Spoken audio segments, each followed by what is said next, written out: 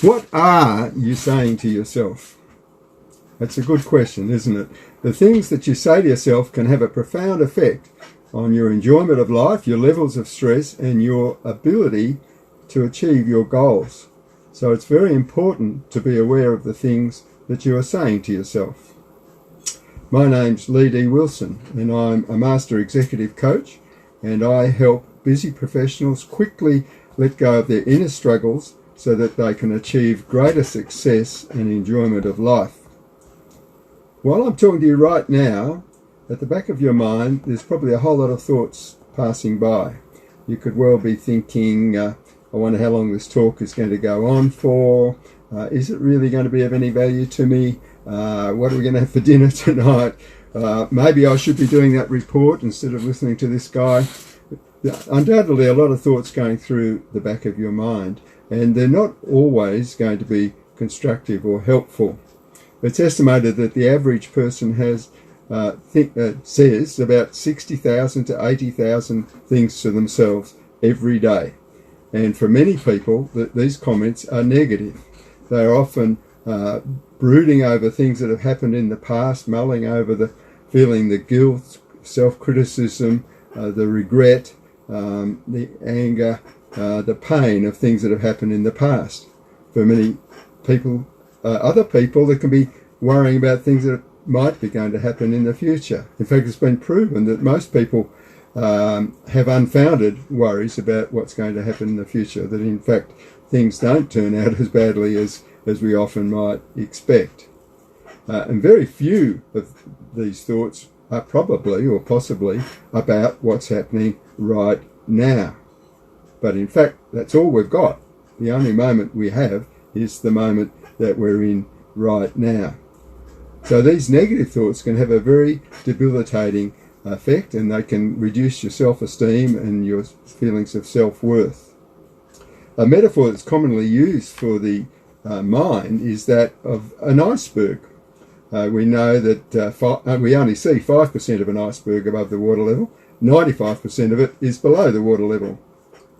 And the same is pretty much with the mind. We're aware of the 5% of the conscious mind, but much of the mind is unconscious, and 95% of it is unconscious.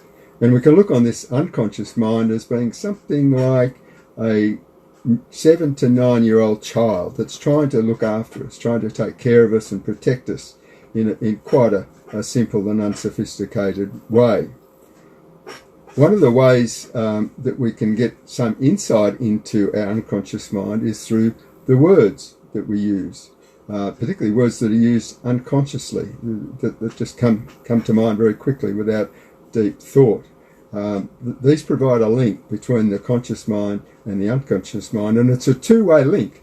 By saying negative things to our conscious mind, that can limit us in a conscious way, but our conscious mind can also put negative thoughts into our unconscious mind too. So it's a two-way link, and by working on the words that we use, we can change what the responses that we get. Now, if you imagine somebody that is filled with negative thoughts, they're all day long thinking these 60,000 to 80,000 negative thoughts all day long, think how debilitating that is. And imagine a real 7 to 9 year old child sitting beside you 24/7, having to deal with all this self-criticism and a lack of self-worth. It'd be very, very damaging, and I'm sure this 7 to 9 year old child would give in after not very long at all.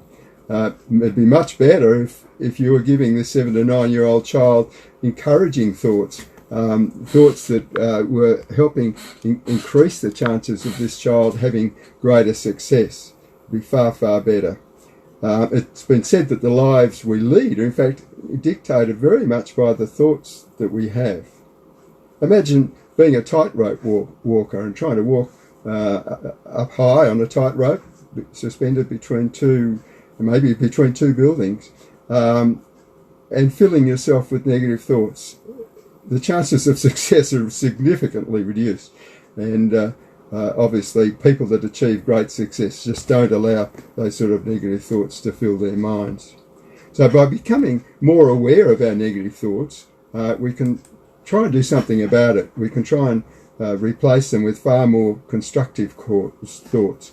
In fact, it's not just the thoughts themselves, it's actually the words we use, the way we use them. Just like the words we use and the way we, when we're talking to somebody else, and the way we talk to them can have a profound effect on them, it's exactly the same with ourselves. And so we want to take care with the way that we deal with ourselves so that we give ourselves the best opportunity for success and happiness. It can be constructive to think about the tone of voice and even the voice that you are talking to yourself with. Is that the voice of a critical parent, perhaps, or a critical colleague or partner? Maybe it's something buried in your unconscious that you're carrying around with you all the time. And you can change this voice. You can change the impact of these comments by simply changing the tone of the voice. Maybe give the voice a Mickey Mouse voice, or a Donald Duck voice, or some humorous voice, and you'll find that the words have less power and less impact. Another way of dealing with negative thoughts can be to write them down. Write them down and analyse them critically with your conscious mind. Is there any truth in them really? How likely are those things actually going to occur? By analysing them logically, you've got a much better chance of being more realistic rather than just letting them bubble away in the background. One way some people deal with negative thoughts that are persistent is by having a rubber band around their wrist, and they'll flick it every time they find themselves thinking these negative thoughts. It causes a momentary little bit of pain, and it reminds them, no, that's not what I want to be doing. So they change their thoughts and rechannel them. Another trick is to promise yourself, okay, later in the day I'll think about these things in this way. For the moment I'm not going to, and put them aside. Or you can say, okay, put those thoughts over in the corner.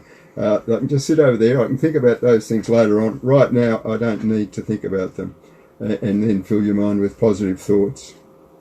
Another very, very powerful way of overcoming the problem of persistent negative thoughts is the practice of mindfulness, living in the now. And that's something that I've practiced for many years, and I can assure you it's one of the most powerful practices that I could suggest to anybody. I'll talk about that in future videos. And I'll also be talking about negative thoughts and language that we use, again, in more detail in later videos. Sometimes people have such persistent negative thoughts, they really have trouble dealing with them. And in this case, it can be worthwhile seeing a coach, a skilled coach, who can help you get to the limiting, unwanted beliefs that might be underlying these thoughts, the limiting beliefs and emotions. And with a skilled coach, the skilled coach can help you change those limiting beliefs, because after all, a belief is just an opinion that you've decided to make as fact, and change them and get rid of the limiting emotions so that you're no longer troubled by them. So this can have a very, very profound effect, and it can change the course of someone's life massively.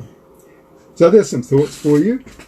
If you're interested in what I've got to say, there'll be subscribe links somewhere, and feel free to follow me on the various social media platforms. Thank you for listening.